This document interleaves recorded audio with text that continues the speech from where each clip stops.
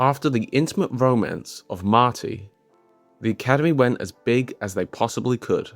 Around the World in 80 Days is an epic adventure directed by Michael Anderson and starring David Niven. The film follows the wealthy English gentleman Phileas Fogg, who wagers that he can circumnavigate the globe in just 80 days. Accompanied by his loyal valet Passepartout, Fogg embarks on a globe-trotting adventure across Europe, Asia, and America.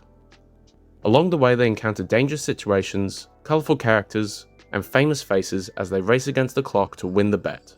The film actually opens with a narration about technological progress before showing clips from George Méliès's A Trip to the Moon.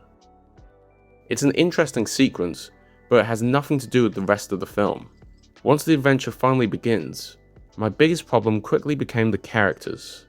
Phileas Fogg is surprisingly dull for someone travelling around the world, while Passepartout mostly exists as comic relief. His one character trait is that he likes women, and it gets pretty old. And because I never became invested in either of them, it was hard to care about whether they actually completed their journey. The film certainly has spectacle. Huge sets, colourful locations, and the lavish productions are impressive, and you can see where all the money went. But unfortunately, the film spends so much time admiring those locations that the story often comes to a complete stop. There are long dance sequences and extended set pieces that look impressive, but don't move the plot forward. And with the film being 3 hours long, you really start to feel it. One of the strangest casting choices was Shirley MacLaine playing an Indian princess.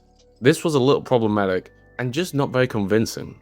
I think ultimately the film's biggest problem is that it feels like the story exists purely as an excuse to show off these locations, when it really should have been the other way round. The film won 5 Oscars: Best Picture, Best Adapted Screenplay, Best Original Score, Best Color Cinematography, and Best Film Editing. Around the World in 80 Days is remembered less for the film itself than for its surprising Best Picture victory.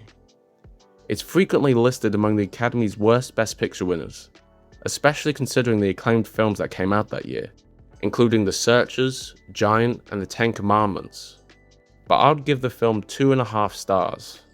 There's plenty to admire from a technical standpoint, but I just wish I cared more about these characters and that the runtime was a lot shorter.